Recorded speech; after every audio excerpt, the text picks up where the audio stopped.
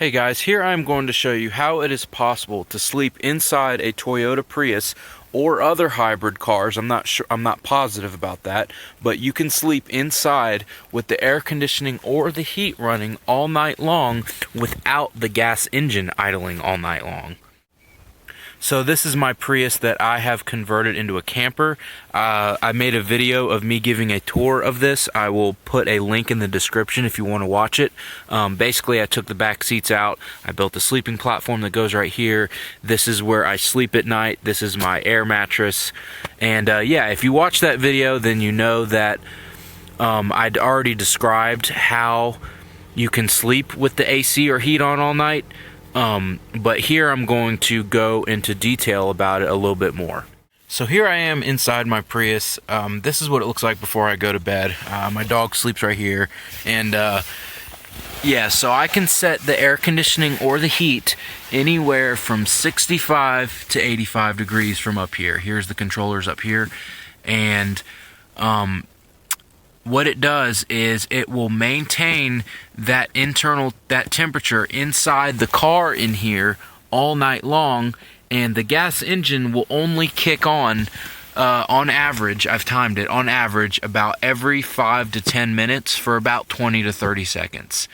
And I'll start with how the air conditioning works. So you can set the temperature, like I said, you can set it anywhere from 65 to 85 degrees.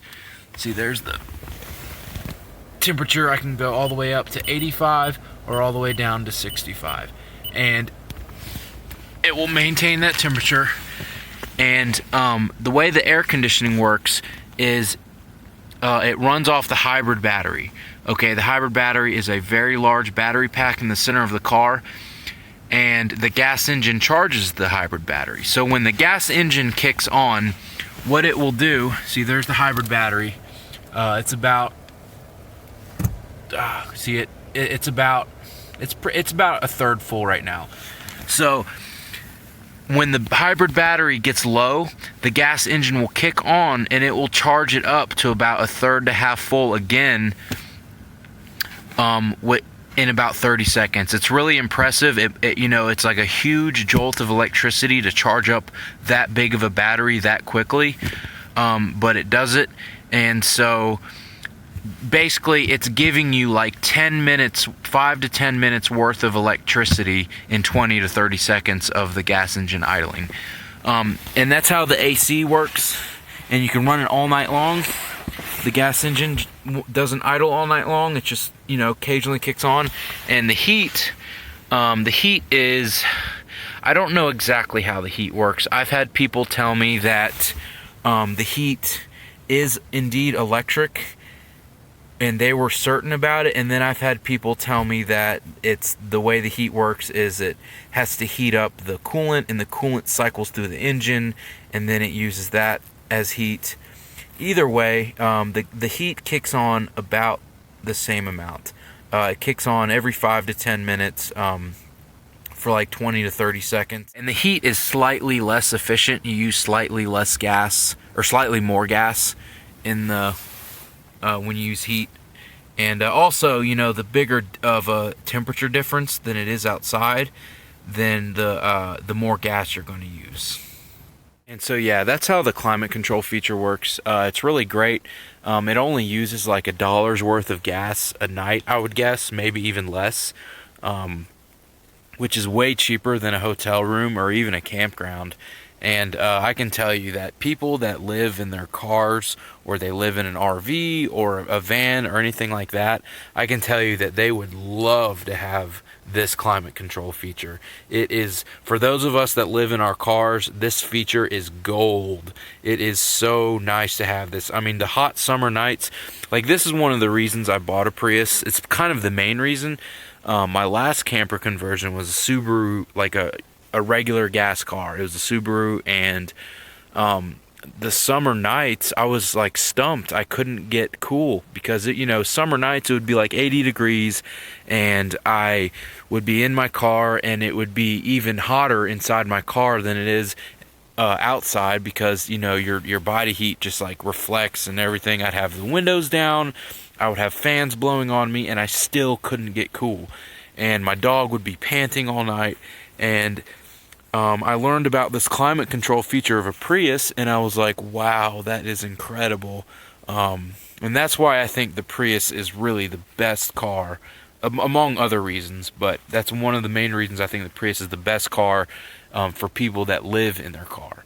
And a few tips I was going to give is, one is you want a carbon monoxide detector.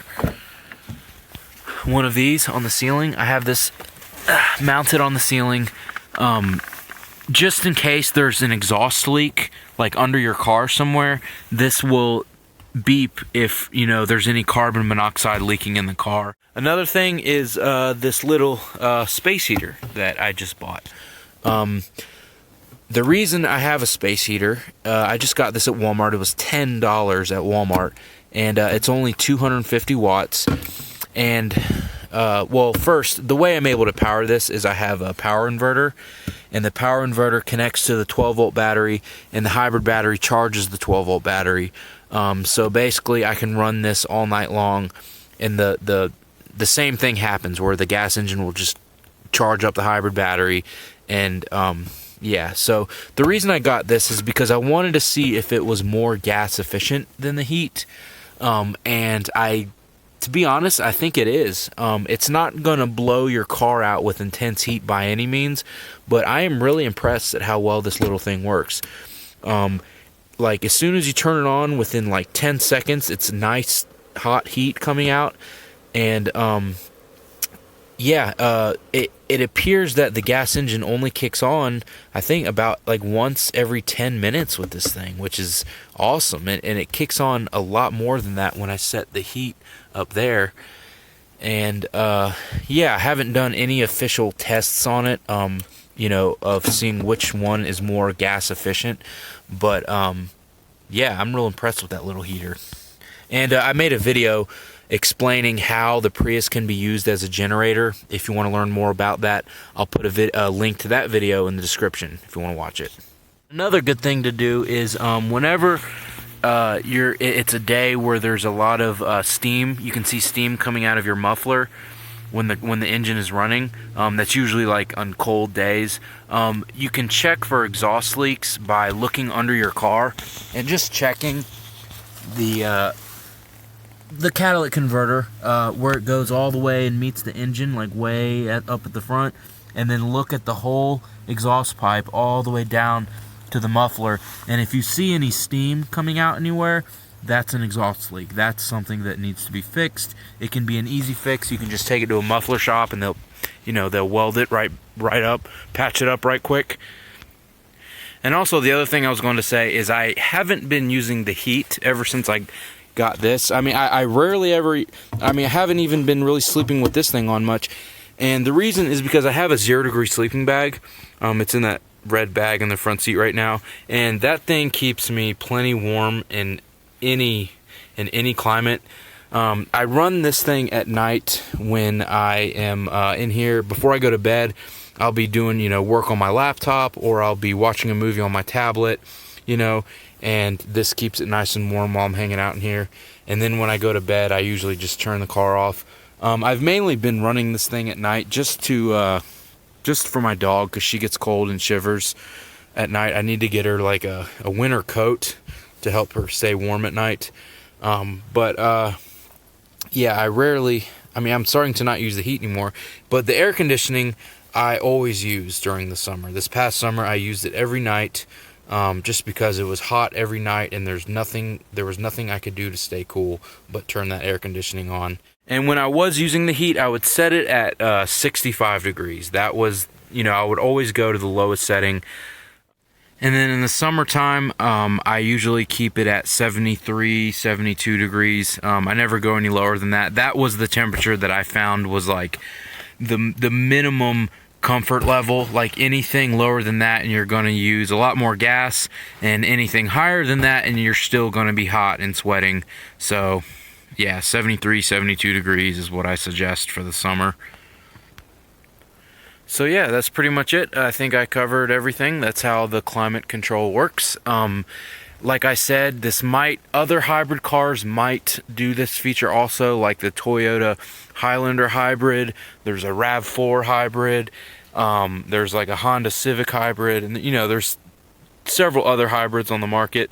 I've heard that they do work this way. I've heard they don't work this way. I don't know for sure because I haven't tested them. But obviously the Prius definitely does do this. And yeah, I hope you like this video. I hope you got something out of it. And go ahead and subscribe to this channel if you like this video. I plan on making more videos about car camping and Prius camping and different adventures I go on. So thanks. Have a good one.